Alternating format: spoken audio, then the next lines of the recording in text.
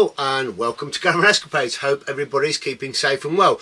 Well, this is a vlog that I've been kind of wanting to do for a little while. I've been compiling information and putting bits together, so I've actually got some notes here as well, so I will keep referring to my notes, and it may be a little bit scripted only because I've kind of jotted things down and I don't want to forget anything.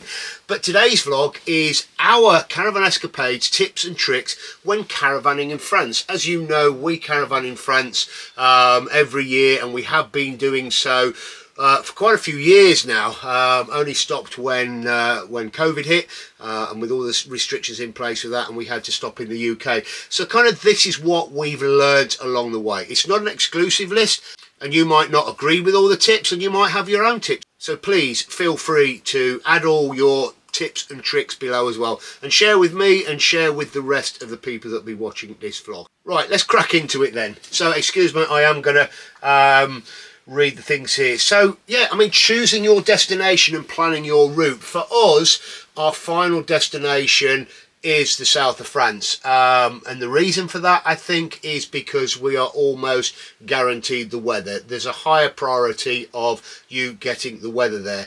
I'm lucky enough that I can take the amount of time that allows us to get to south of France without rushing. But you know, France is such a varied country, with everything and the different areas being so very different. So for us, we like the south of France. You have northern France with its climate and its architecture and the things to see there. You have the central region, the Bordeaux area, you have the Atlantic coast, and then you have off to the east where you've got the Alps region and all that sort of stuff as well. So France really is very varied. So the first tip I would give you is think about what area you want to go to. Once you've kind of done that, well, top tip, yeah. So the first tip for you there is about thinking of what area you want to go to. Then when you've thought about what area, is start looking for sites. Now this will depend really on how soon before you go, or whether you're going within the peak season or out of the peak season. Obviously it's a lot easier to get a site when you're out of the peak season. If you're in the peak season, to have a good choice of sites, you should really have booked up many months, if not a year previously. But look around for sites. There are some chain sites like Yellow Village. We've used Yellow Village quite a few times now, and they've been some good sites. Or there's the independently privately owned, or there are other chains as well. So look at those sites, find an area where you would like to stop. For us, again, it's about the weather. We like to find a site that has good pool facilities, particularly for us and Darcy May. Good activities. Not that we're into entertainment every night, but it's nice to have a nice restaurant and additional activities. And then not too far away from the sea. It's nice if we can be within sort of 10-15 minutes drive of the coast. In fact, Le Serignan Plage, which we went to a few years back now, was actually right on the beach. And there are sites that you can find like that in the south of France and on the Atlantic coast as well that are right on the beach, but they do go early. Another key point when booking a site, check if there's any restrictions, particularly if you are a twin axle caravan. If you are a twin axle caravan, there'll be some, but not many sites that won't let you on board. That won't let you onto the site. We've only had this issue once, and only whenever we were travelling. The other thing you'll find is when you're looking at your site, it will give you a pitch, but it'll give you a majority of different styles and types of pitches, right from a standard pitch right the way through to the Super Grande, Extremo, Specialo pitch. And you can choose, depending on the site, you can choose from all sorts of standard pitch. You can have a shower block on there. You can have washing facilities. You can have a hot tub. In fact, 1 year ago, we had on our pitch, we had a shed, and within the shed it had a washing machine and a fridge, which they were really useful as well. The other thing with French pitches as well is you can generally, once you get to the site, book a fridge, and they will bring a fridge to your pitch for you, which you can stick in your awning and those sorts of. We've never done that, not the separate fridge anyway, haven't felt the need to. One other thing, majority of French pitches as well will have water on the pitch and waste on the pitch. However, what the waste sometimes is literally just into the hedgerow or into the back of the pitch. But that is pretty standard on French pitches. And again, one thing to consider, particularly when you are a larger unit, pitch sizes vary. In some cases I've seen 60 square metres, 80 square metres, 100 square metres, and then going all the way up to 200 square metres. If you are a twin axle or a large vehicle, as a bare minimum, I would say select 100 metre square. So that's your pitches. That's all the advice about an area and campsites. Let's see what else we've got to do. Right, yeah, so once you've booked your pitch, it's time to look for your crossing. So this can really vary depending on whereabouts you're going to in France and how much driving you want to do, how long you want to take. Maybe you want to go straight to your final destination, or maybe you want to take 2 or 3 days, or maybe you're not having a final destination. Maybe you're just travelling around. We've always crossed at Dover-Calais. For no particular reason, because it's convenient. I would say it's been relatively cheap. You know, it's not always been that cheap, but it's always been Dover to Calais for us, and it's always been via the ferry until this year. And the reason it's always been via the ferry is we have found there is a big difference in pricing from the ferry to the Eurotunnel, and for us that difference has normally been £300 or £400. Well, that £300 or £400 is our fuel, basically from Calais to the south and back again. However, I don't know why, but this year when booking, it was only £70 different. So we've gone for the Eurotunnel this year. But as I say, look around, look at different ports to cross. Think about where you're going to go. Think about how long it's going to take you to travel. Think about the implications of additional tolls you might have over the additional cost of travelling from Cherbourg to Weymouth or somewhere like that, or Weymouth to Cherbourg. There are different ways and places and sites you can book your crossings from. Generally, we use either one of the two major camping clubs. We always book through the Caravan and Motorhome Club.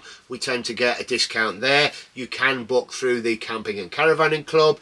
You can book directly by Eurotunnel. You can also use Tesco Club Points and various different schemes as well. So look around, do a bit of searching, do a bit of investigation to see how you can get your best price. One of the things we've done, especially when crossing with the ferry, is we have booked on the way out from Dover the latest crossing possible, and that's normally about 11 in the evening, something along those lines. However, what we've normally done, if traffic is good, we've ended up getting to the Port of Dover by 4:30, 5 o'clock that evening. And as we're checking in, the first thing invariably they ask us is, would you like to go on the earlier crossing? Absolutely we would. So many times we've actually got on an earlier crossing, and it's not cost us any more money either than if we'd have booked that earlier crossing. Sometimes that would have been more expensive than the crossing we've been on before. So book for a later crossing to get yourself a cheaper price, but turn up earlier. However, that isn't guaranteed that you will get on an earlier crossing. You could end up being made to wait at the port or even turned away from the port. It's a risk you have to take, and you know, it is your risk, but I will say it has never happened to us. We've never been turned away, and we've always got on an earlier crossing. So that's your crossing, that's your bookings.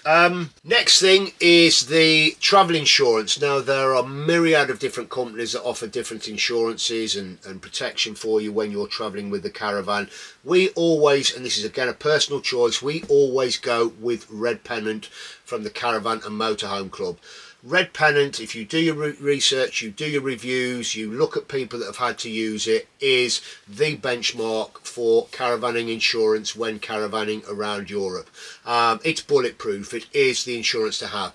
It isn't the cheapest, and there are two levels you can get. You can get it basically just to cover your vehicle, your caravan, your car, breakdown, all that sort of stuff, or you can get it to encompass everything, so all of that and the family. We always take it out to cover us all of us. So Claire, me, Darcy May, we're all covered from medical emergence, injuries, loss, all those sorts of stuff. And we also have the caravan and the car covered. Should anything happen, should anything break down on the caravan, should anything go wrong on the car, basically we have that cover and protection. Or should we lose something? Should we get lost? Now I have heard, and it probably is true, that during the high pit season that they actually have mobile service engineers in France. So should you have a problem with your caravan, they will send a service engineer to you. And I have read and heard of stories of this happening. So again, for us, it is always the red pennant insurance.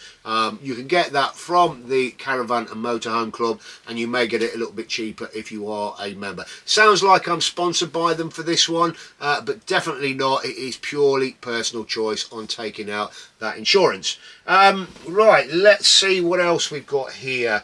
Oh, just so on the insurance, it does give you breakdown cover as well. So you get European breakdown cover for the car, for the caravan, with that red pennant insurance. Right, let's have a look else here. So essential documents to take.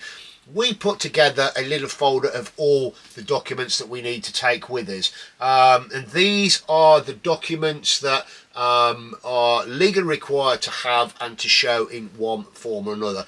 And you're supposed to take the original documents, not photocopies. Valid passports, so always check your passports. Check them as well before you travel, because we checked with Claire's. If we'd have left it till just before we'd have gone, her passport would have expired, but no, we've got her passport renewed. So V5, you need your V5 logbook for your vehicle, and you need the original. Car insurance certificate, you need to basically be able to prove you have car insurance. Now generally they are all online and you can log online. However, what happens if you're in an area where there's a bad phone signal, you can't get on? So print off that certificate before you go and take it with you. CRIS registration for the caravan, you need your CRIS registration for the caravan as well. So you need to prove that you own the caravan and it belongs to you. So take that along with you. Here's an option. You can have your GHIC cards, which are the UK Global Health Insurance cards. These are free for 5 years and cover you and your family and allow you to have equivalent state medical cover to the citizens of that country you are in. It's a reciprocal thing that the UK government does with the other countries. And you can apply for that online, and I will put a link below how you can apply for that.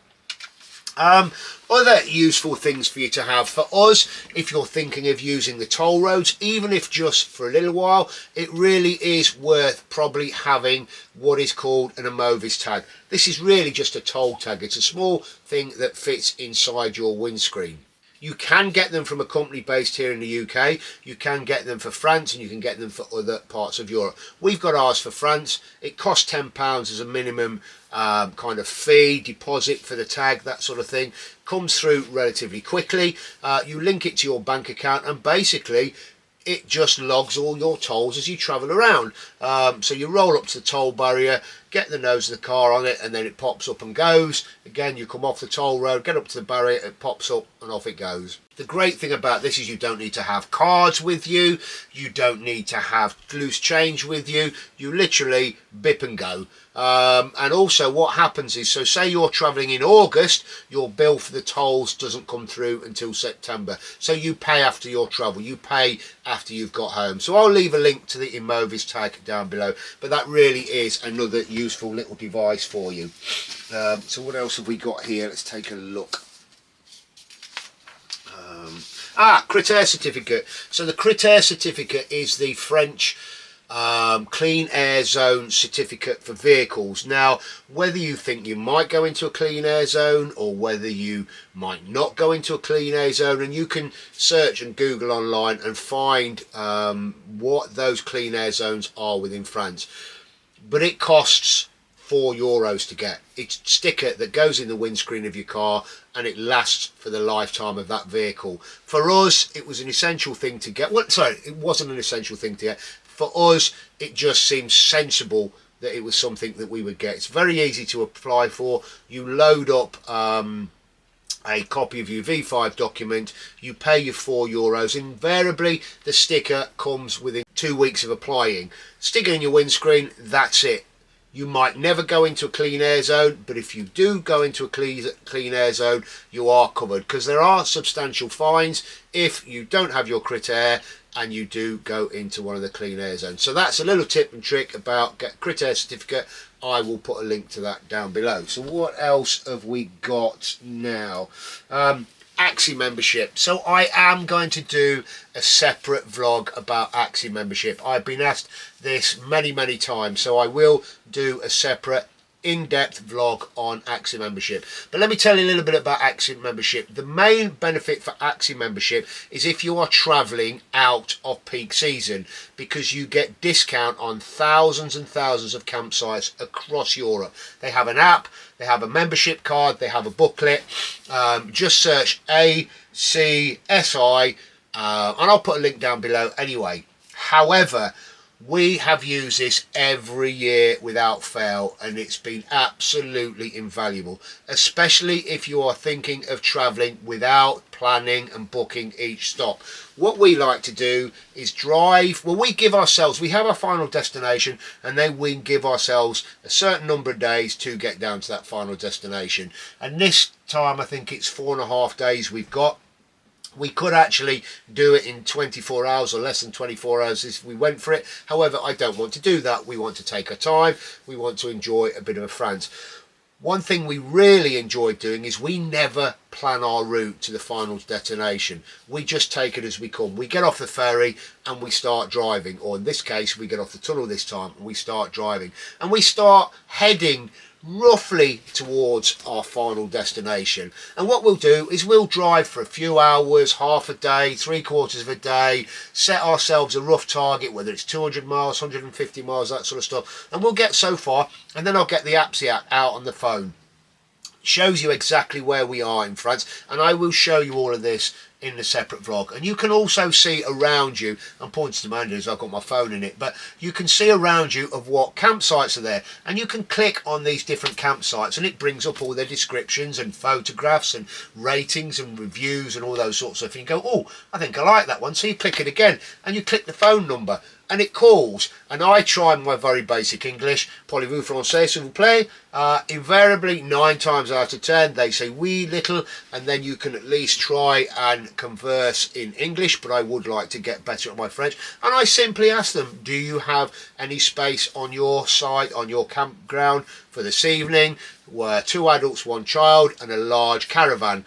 9 times out, in fact almost all the time, they say yes, and they say great, we'll see you very soon. And again, you click on there, you click directions, and the maps open up on your phone and you get directions straight to the site. We have found some absolutely fantastic sites.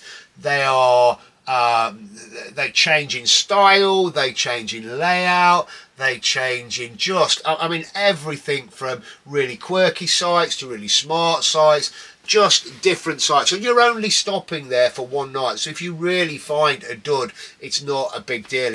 And invariably, because they're part of the Axi organisation, they're certified with Axi, they have to meet a medium standard. And one of the things, let me just jump back a bit. So one of the things, when I've said previously, just on one occasion, we are a twin axle caravan, we are a large caravan, and they say, no, sorry, we can't accept you here. But there is another campsite 20 minutes down the road, and they gave us our details. We phoned them up and we got into that one. So it's never been an issue. We just kind of get, it's strange really, we just kind of get excited about not knowing where we're going to be and where we're going to end up. Here's the thing as well. So we have before, when we're travelling around, we have stopped in the motorway areas. We have stopped in the service areas. You have to be a little bit sensible out of this. Don't stop in the remote ones where there are no services. And if you are going to stop, stop in those that have services, are well lit, and try and stop near the services, near the actual service building. We have never, ever had a problem. We have never, ever had an issue. We love the French airs, certainly the autoroute airs. We can't go as caravanners in the normal airs, but the French autoroute airs are great. Some of them can be a bit grotty, but most of the time some of them are great. Even those that basically don't have services with them, they'll have a toilet block, they'll have picnic facilities, they'll have time for you to have a wander around and stretch your legs and those sorts of stuff. But let's get back to the motorway services, the airs there. You hear these horror stories about people being attacked, their caravans being broken into, and they're being gassed. I'm not saying that doesn't happen. You do need to have your wits about you, but we have not had an issue. If you turn up at the services and you're thinking of stopping there the night and it doesn't feel right, move on, move to the next one. They are so close, these services, between each other. I think it's something like, there's only a distance of something like 20 kilometres between each serviced airs. And just touching on something, so and you can do your own research. So people talk about people being gassed in their cars, in their caravans, and those sorts of stuff. From research I've done, it's an absolute myth. For the amount of gas you would need for somebody in a caravan to gas those people in a caravan, which is already a vented structure, it has vents, it has holes in it where gas will leak out. The gas that they use to put you asleep with, you would need a tanker load to be able to put you to sleep in the caravan. And it's blooming expensive as well. So, you know, if anybody can give me any guaranteed proof of anybody being gassed in a caravan, in a motorhome, sleeping in an air, please send it through. But don't be afraid about sleeping and stopping in airs, even if it's for a few hours. Just take those normal precautions. So again, consider those airs, but if you've got the time, find yourself a caravan site, particularly when travelling about. And with the Axiat, what I found is, you know, the site fees are anywhere from €20 to €35 for the three of us for one night. I've never paid any more than that, even in peak season. And if you can use your Axi card out of peak season, you'll make an even bigger saving. So you know what, I think the Axi membership, and I will put a link down below, the Axi membership costs something like £15 or £16 a year. It's absolutely worth every single penny if you are going to France. Right, let's get back to my list. What else do we need to think about? Claire likes to have a real defined packing list, and this is something she has developed over the year.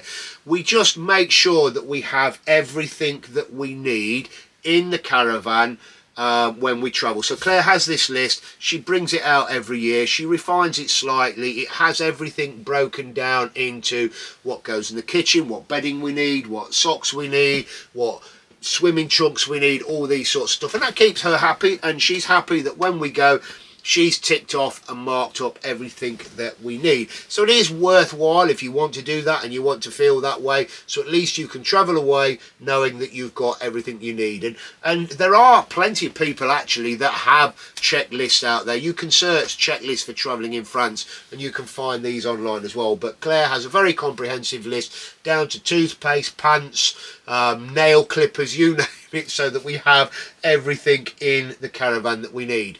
One thing to note as well, when you are thinking about travelling to France and you are packing things within the caravan, when it comes to fresh foods and meat, 99% or 99.99% of them you cannot take to France. However, I do know people that do it.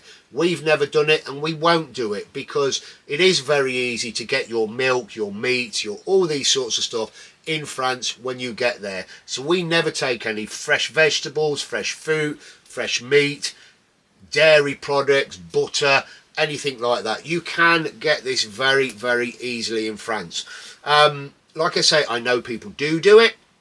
However, if you do it and you do get stopped, not only will it be confiscated, you do face quite a large fine. And for us, it's just not worth the risk. I haven't heard of anybody being stopped, but you know what? One day it's going to happen.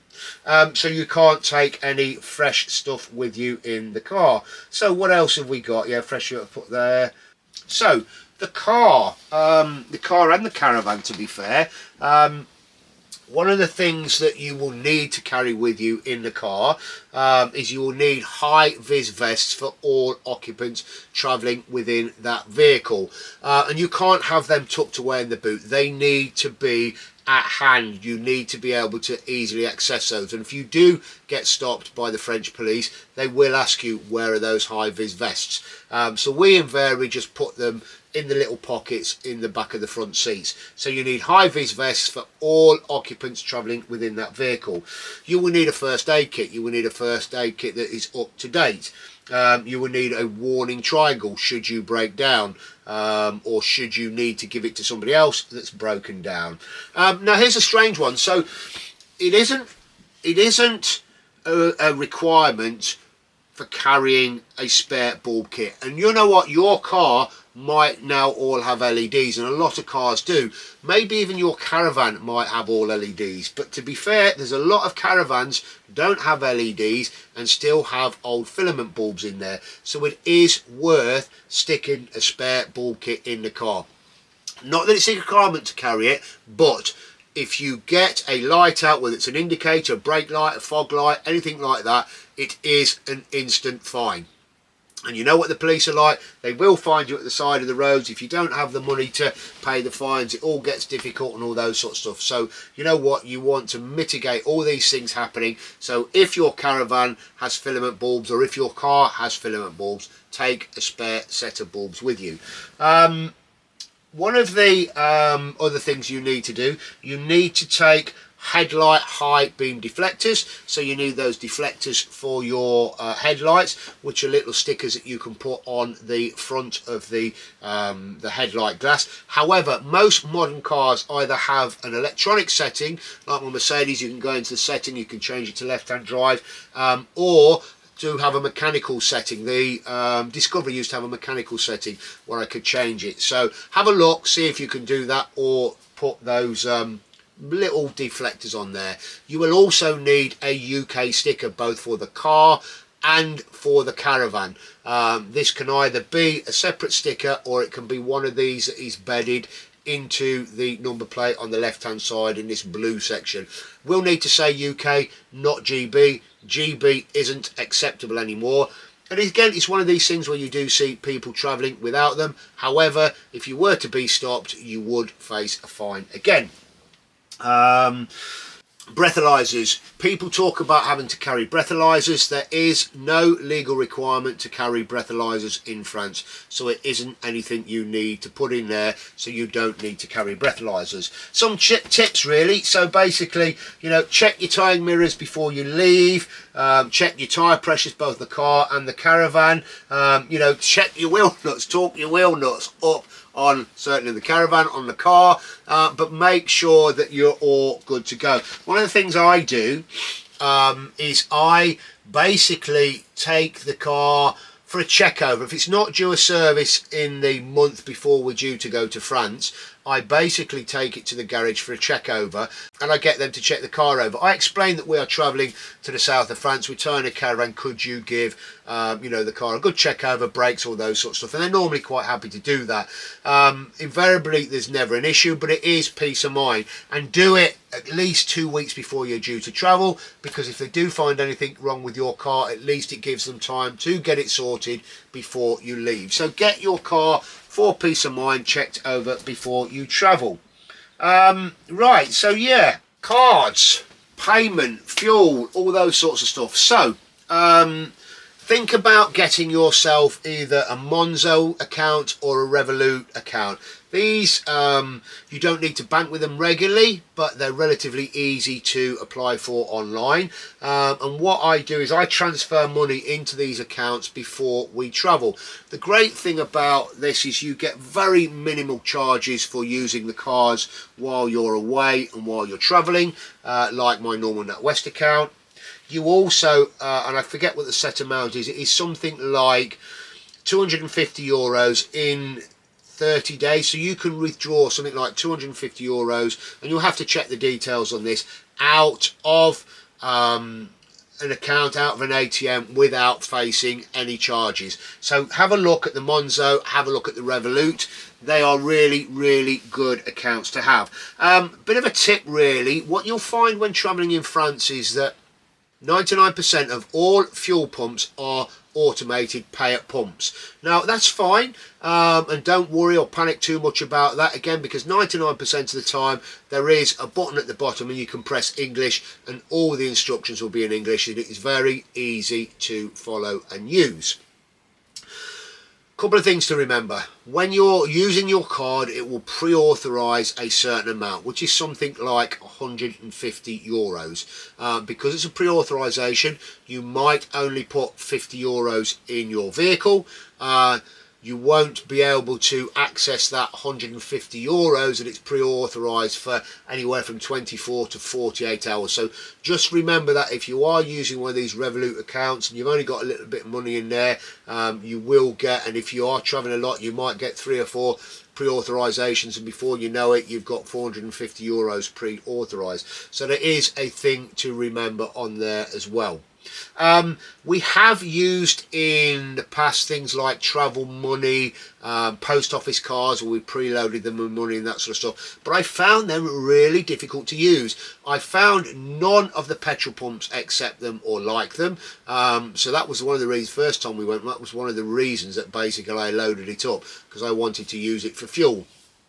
Didn't work. So again, I wouldn't bother with that. And we found, really, apart from a bit of cash that we take with us beforehand, you know, France is very, very much like the UK, where literally everything is card payments. Even the markets, when you go around majority of the French markets, there will be card payments. But we take a few hundred euros with us in change, and then we take the Revolut and the Monzo cards as well. So that gives us the flexibility. And I carry one, Claire carries the other one, just in case one of us loses our wallet or that sort of thing. So that's money and filling. So we've got that. So basically, sat nav and route planning. Make sure you update your sat nav. If you're using something like a car sat nav or a Garmin or something like that, make sure you do the map updates before you go, so at least you know you do have the most up-to-date routing. Also, basically, why not rely on a couple of them? As some of you know, we use the Avtex Tourer 2, which is based on the Garmin. Has all one of the things it does do. It has all the Axi sites preloaded in it as well as all the Caravan and Motorhome Club affiliated sites across Europe. We find it great. You can put all of your vehicle sizes in there as well, so it won't take you down any routes you don't want to be going down. So that's really, sorry, my hearing aid has just made a funny noise in my ear. I have no reason why. Anyway. So yeah, make sure if you are using, if you're not using Google Maps or you're not using Waze, make sure that your sat nav is up to date, and do probably make sure you've got 2 that you can rely on, just in case one fails.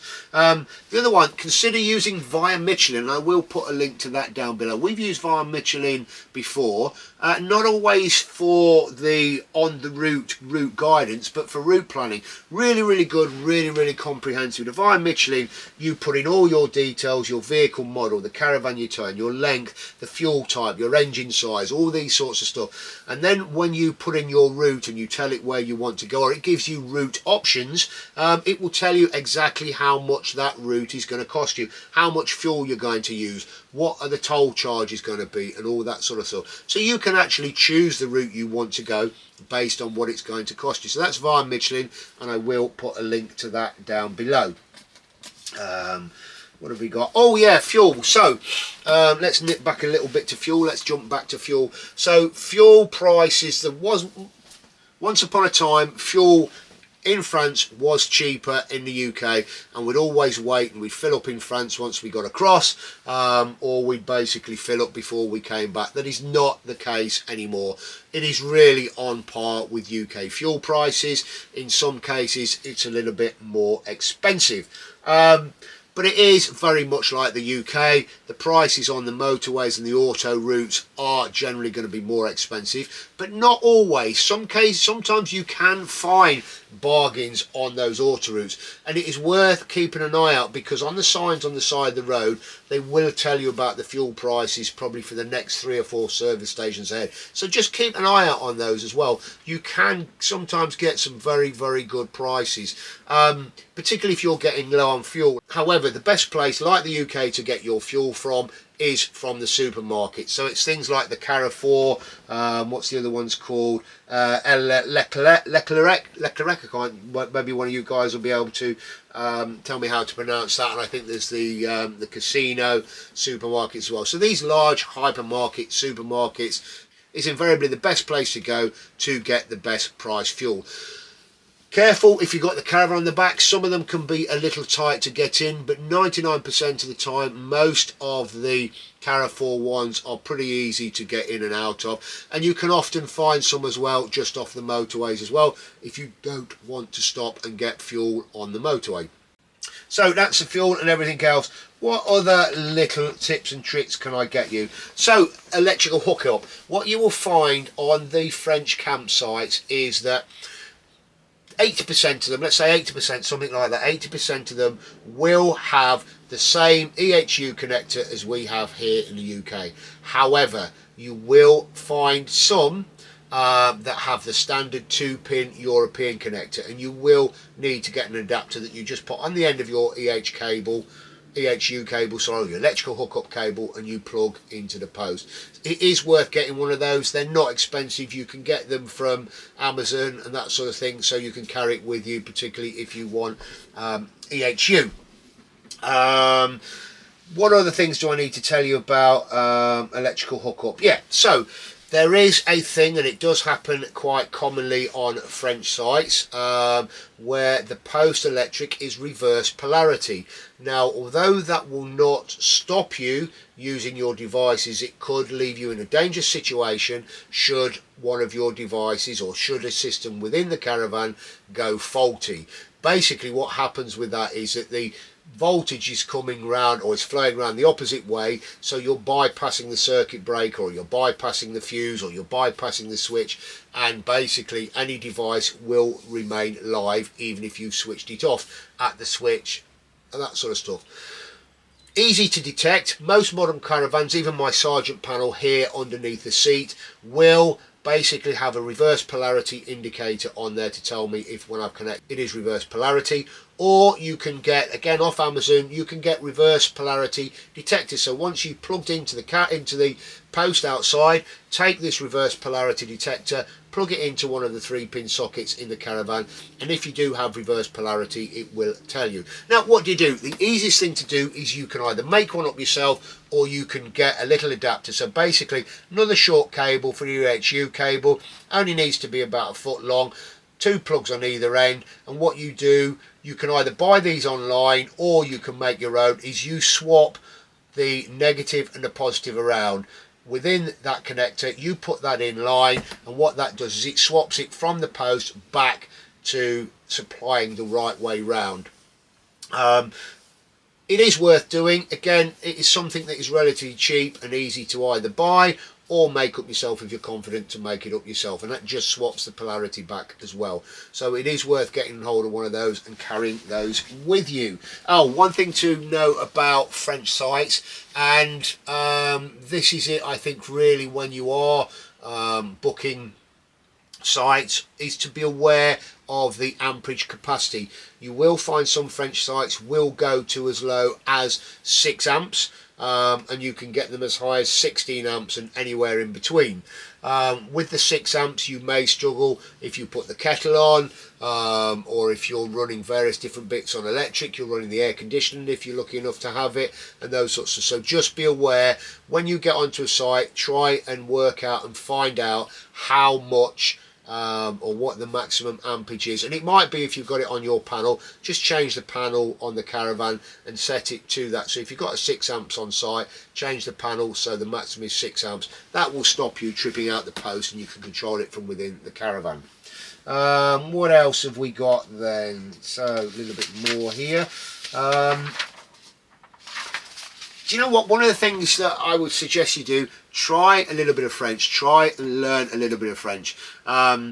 Whether you are any good at it or you're not any good at it, what I have found is that the French love it and are really appreciative if you try and speak a little French, even if you just ask, can you speak English? I think they enjoy the fact that you've made an effort, you feel a sense of achievement, but try a little bit more. You know, you've got the Google Translator. Rather than showing it to people or whatever, think about what you want to say, try it 2 or 3 times, listen it to it in your head, and then try it.